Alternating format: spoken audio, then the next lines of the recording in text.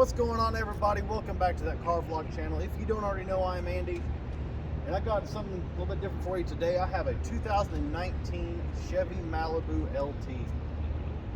This is not our car. This is actually a rental car. It's on loan for a completely different reason related to the van. We might make another video about that in a little bit. We're going to take you around today, show you this thing, the interior, exterior, all the features, and just talk about this pretty nice looking car. All right, we're going to start off looking at the key fob here. Not much to look at. It's very basic. You got your black plastic key fob with the Chevy logo on the back. You got this chrome trim around here, which is a theme you'll see on both the exterior and interior. You got your lock, unlock, engine start, trunk release, and your alarm button. This serves two purposes. First, let's say you go out to a parking lot. You don't remember where you parked your car. Just short press this thing. It'll flash the lights and honk the horn 3 times. Now let's see that again from the back. Or if you long press it, you get the alarm. Starting in the headlight area, you can see we have our projector low beam, our halogen high beam, kind of in this nice narrow headlight, very good looking. Down below you get an incandescent turn signal, and you get a strip on each side here of LED running lights. This headlight has a bit of chrome trim that runs through it on each housing, and then outside trim from the grille that runs up and kind of meets up with it to try to form a kind of continuous strip of chrome trim. You see this big dual port grille trimmed in chrome. It's got that bar that runs across like Chevys have, and of course your big Chevy logo. Very good looking, somewhat aggressive front end for a mid-size sedan. On the side you get a very nice set of 17-inch alloy wheels. Continuing down the side, hopefully we can see it on the black car. It's got some very nice character lines that give it a bit of a sporty look. In fact, this whole car has a sporty look for a mid-size sedan. Up top you have your shark fin antenna. Coming around the back you see the tail lights. Here's just your running lights. Kind of this Y shape, Chevy channeling their inner Lamborghini. Of course, down here under this one on the trunk you get your incandescent backup light. And then on this side we can see the LED turn signal that fills in these gaps above and below. Also like the placement of the third brake light right up at the top of the rear window, kind of a thing cars been doing nowadays. Really good, nice narrow LED strip. Looks very good. Sorry to interrupt your viewing experience. I just wanted to say, please hit that subscribe button, hit that like button, and hit the notification bell so you never miss another video. Peace out. Alright, walking up to get in the car. These handles do not have a sensor on the back. To place your hand to unlock, you have to push the button for lock and unlock. So hit the button or use the key fob and hop right in. First thing you see is this door panel here. It's trimmed in 2 different types of materials. You do have a hard plastic here, and of course you have a bit of a softer fabric material here with kind of a diamond pattern in it. Not high quality, not high luxury. However, this is a sub $30,000 car, so it's probably about as nice as you're going to get it. You do have a nice chrome door handle though. It's a good looking door, but it's obviously not high class. Into the driver's area, and you can see what I mean by the chrome continuing into the interior. We have chrome trim around this vent area here, have it around the gauge cluster, these vents here, down here around the lower console area, and of course around the shifter. We also have it on the steering wheel. Speaking of steering wheel, let's go fire this thing up because it is hot outside. This is a push button starter, and if we peek through the steering wheel we can see the start button hanging out behind the wheel, kind of out of view if you got the wheel turned perfectly straight like this, but it is right here, push button starter.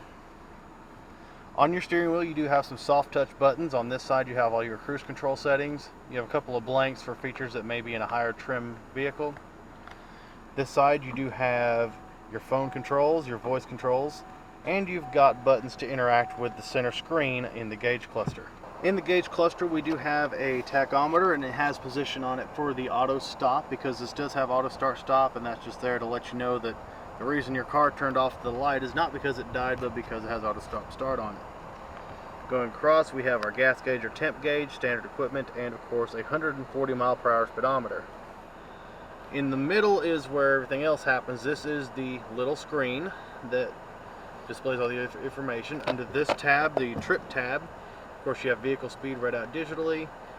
We can look at our trip computer, see our average fuel economy of 28 miles per gallon in the last 3,000 miles that were put on this car.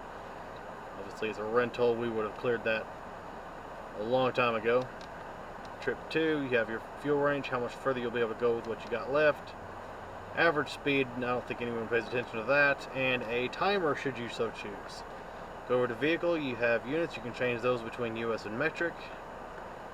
Speed warning, this is kind of cool. You can actually go in here and turn this on and set a speed limit. You don't want to go faster than 75, and for some reason you don't want to use cruise, I don't know, but you can set this, turn this on, and it'll tell you when you exceed the speed that you set. Now we're going to go in here and we're going to turn this back off. Over here on Eco, this is the only thing you see on Eco. This is simply to tell you how economically you're driving. The idea is to keep the bars in between these brackets here. If you're in there, you're doing your absolute best. And then go back over to trip and back up to speed. Here, stock's coming off the steering wheel. We do have a wiper stock that clicks up and down, and you have your turn signal stock here. All right, here in the center we have a padded armrest / center console. Nice deep console. It's not the biggest thing in the world, but it's deep enough. There are no power ports or USB ports or anything in here. You have a small storage area right here, which if you have a phone, unlike mine, because mine is in a case, you can probably put it in there. It's also a good place if you want to just store your key. It'll fit right in there as long as it doesn't have that cable attached. I think some of the later models and maybe even higher trims could even come with a wireless charger in that area too. You got 2 cup holders right next to your automatic shifter. You got your rocker up top to change between the high and low gear ratios, although I'm pretty certain this is a CVT transmission, so maybe that's just present on all Malibus. Here in the center stack we have a nice, I believe, 8-inch touchscreen infotainment system. We do have Apple CarPlay and Android Auto. This wife and I both connected our phones to this thing to try it out. It takes less than a minute. Very quick Bluetooth pairing. Got your music tab here. It'll tell you what's playing. You do have navigation through OnStar, but you got to activate that and pay for it, I think. But you definitely have to activate it. Go back to the home here. Go to our settings. You see how responsive this thing is. This is pretty much touch or smartphone responsive. It does have 4G LTE. You can get Wi-Fi hotspot in this car. There's all kinds of different settings for sounds and displays. In vehicle settings, rear seat reminder, you can turn that on or off, so when you turn off the car and get out, it'll remind you to check the back seat, just in case you have a kid in the back, you don't accidentally leave them in here on a hot day. Down here we have teen driver settings. You can set up limitations for your teen driver in case you want to buy them such a late model car. Go into this section here, and this is kind of interesting. So this has a feature you can turn off, a remote left in vehicle alert. So we're going to go ahead and try that right now and show you what that's like. It is turned on. I'll show you that in a second. We'll come back out. Not much more to show on this thing, just a few settings, but very responsive and good looking touchscreen infotainment. Come down below, here's our climate controls. You've got your temperature knob with a little display in the center to show you what temperature you've got. You can sync both sides. It is dual zone. Your defroster button is your power button for it. Here's your fan speed, increase and decrease. And you watch these LEDs as we increase and decrease fan speed. The LEDs light up, and also it gives you a redundant display up here in the infotainment screen. It'll show you whenever you turn something else on. So if we change direction, it'll show you the arrows pointing. Kind of nifty. Let's turn that off. Of course, you can turn on auto. And let's just go ahead and turn that down right now, because that's getting kind of noisy. You do have heated seat controls for both sides. 1, 2, 3. Down below that, let's get them below here. Now this is all the ports you have in the front. You do have a 12-volt power port down here. You have an auxiliary in, USB-A, and USB Type-C.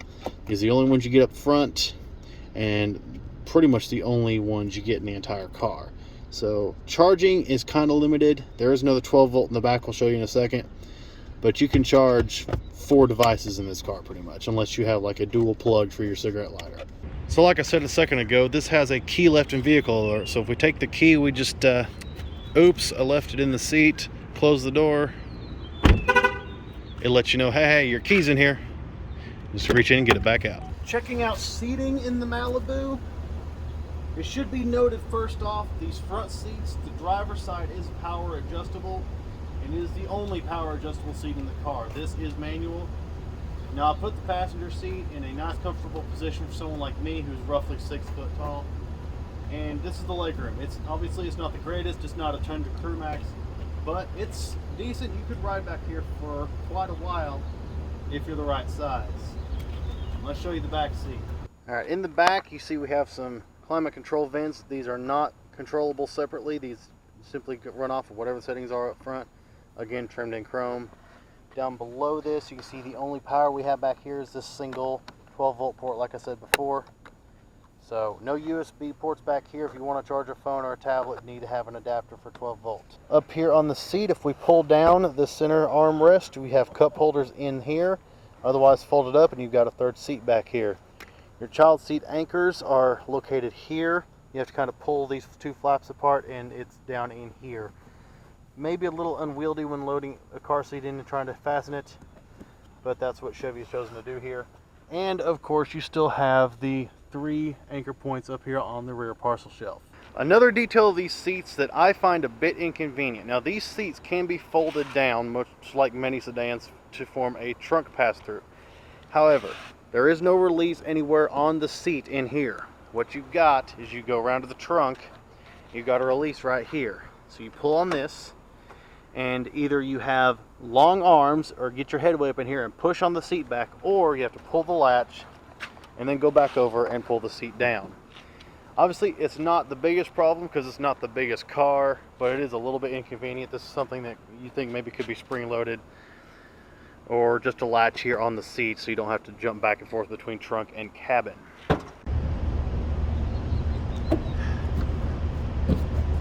Your trunk features 15.8 cubic feet of storage space. Obviously big enough to fit my big butt inside of there. So not too shabby. That was difficult. Malibu owners, please don't kidnap me. Once you removed your 300-pound fat guy from the trunk, you can see it is a nice open space back here, and you have the pass-through pickup on here, and you got your spare tire. Looks like you got a gas filling nozzle, and if you really wanted to, you could probably put some extra stuff around it, but mainly this is your spare tire compartment. And now to the important part, the business end here. What we have in the LT is a 1.5 liter turbocharged 4-cylinder producing 160 horsepower and 184 pound-feet of torque. This is mated, from what I understand, to a CVT transmission, and it does kind of feel CVT-ish when you drive it. You could have gotten this in other trim levels, optioned it with a 2-liter 4-cylinder, non-turbocharged with 250 horsepower. If I'm remembering right, it's non-turbocharged, and a 9-speed automatic transmission. EPA rates this car, as configured, at 29 miles per gallon city, 36 highway, 32 combined. It has a 15.8 gallon fuel tank in it, so it's not too shabby. You're going to get pretty far with this car.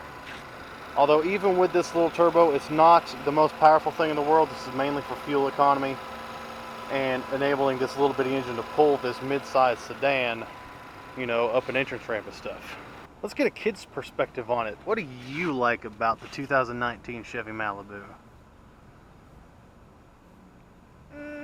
Okay, gotta be something you like about it. Everything. Is it nice inside? You like the way it looks? You like the big touch screen up there with the backup camera, and the backup camera has special effects. Oh yeah? So well, tell you what. Hold on, let's show them the effects. All right, so we're gonna throw it in reverse. All right, and the camera's gonna come up on the screen here. Yeah. And let's see, I think the part you liked the most was this right here. If you can see the guidelines turn as I turn the wheel. It's actually a pretty common feature in most cars that have a backup cam. Some don't. Our van does not. But it's very nice. It'll point you to where your car should end up if you continue along that path. Pretty sweet. Like I said, it's a decent backup cam. The graphics are not the absolute best, but they are a little bit better than the ones in our 2015 Town and Country. And the screen is bigger, so you get to see a lot more on this. You can also turn those lines off if you don't want them, if they annoy you at all. You can just turn them back on. Now, one feature this car doesn't have that I wish it did was the rear view mirror. Now, the rear view mirror on this is just your typical mirror. Here's your night mode, here's your day mode.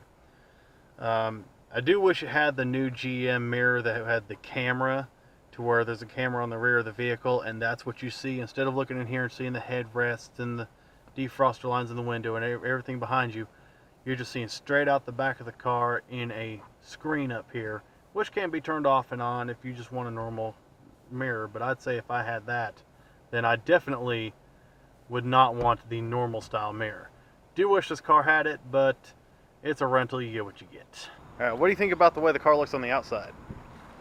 Well, I think it looked pretty awesome, but if it was like a grayer color, I'd like it even more. Yeah, it would probably look good like that. What do you think of those taillights? Are those kind of wild? Very interesting. It kind of looked like a Lamborghini to me. I'll show you a picture later. What about the front? What do you think of the front? I really like the grill. You like the big grill, the chrome trim, and yeah. It kind of look like a big mouth ready to eat whatever's in its way. No, all it needs is one of those blades on the front, so it can just go. Oh, okay. All right. Well, that's the walk around interior exterior. Let's get this thing out on the road and see what it's like to drive down the road. You like that idea? Yeah. All right, let's do it. All right, we're taking it down the interstate real quick, and it's not a bad ride at all. It's kind of smooth. It's not the smoothest thing in the world. You can feel some stuff. It is just a mid-size Chevrolet sedan. However, it is a nice ride. It steers very well. It actually feels pretty easy, like it's maybe power or electronically assisted. Not a bad drive on the highway. Visibility is pretty good. You do have your one-touch signaling, so just click and you get 3 clicks of the signal for passing. We're going to get up off the interstate real quick. We're going to take this thing on a secondary, and we're going to see how this thing accelerates. Alright, so this thing is a turbocharged engine, so let's see what kind of 0 to 60 we can get out of this thing. Now, it is a dog off the line, and then the turbo spools up. And it sounds like it's shifting. Holy! But my research says that it's a CVT, but it sounds like it's shifting. Alright, let's get slowed down here and see what we got. And it looks like our 60 mile an hour time is 11.6 seconds. So, it's not fast. This thing is only made for fuel economy. However, because it is a 1.5 liter, the turbo is going to help you get onto on-ramps. It's going to help you pass cars, but it's not going to help you win any races, which is not what this car's even all about. Alright, we're going to see how it handles a back road. Now, of course, this is not a back road handler. At least that's not the way it's designed, or its intent, so let's see how it does.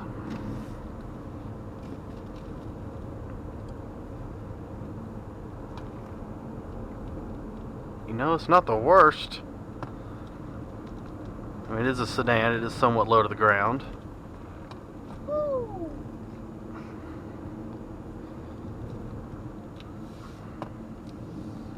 Try to go into this turn here. This is a tight turn. Let's nail that one at 30, and I think I'll nail this one here at 30.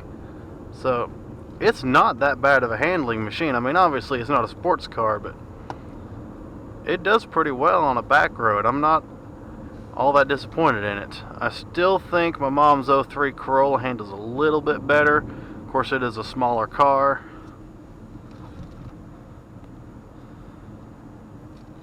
Shorter wheelbase. It's not a it's a bit smaller than this because it's the older generation of Corolla. I'd say the current generation is probably about this size. But no, this is not a bad handler at all. I can do most of these turns about 30-ish. And not bad. Alright, so that's going to do it for this video on the 2019 Chevrolet Malibu LT. I hope you guys enjoyed it. Hope it was informative enough and it didn't suck too much. Anyways, if you did like it, remember what this one said earlier. Get down below, subscribe to the channel, hit the notification bell if you haven't already. Make sure you ring that bell so you'll know when another video goes up. drop a like, drop a comment, show some love. Tell me what you think about the video and the car. If you want to see more from me, again, subscribe to the channel, follow on social media, Facebook and Instagram at That Car Vlog channel. And as always, I'm always looking for cars to review and drive on the channel. If you've got anything you'd be willing to let me do that with, and you're relatively close to the Knoxville, Tennessee area, hit me up on social media, tell me what you got. I might be interested to work something out. As always, I'll drop a link to a list in the description below of cars off the top of my head that I'd be interested in reviewing and driving on the channel. Once again, hope you all enjoyed. You have a good day. Take care. God bless y'all.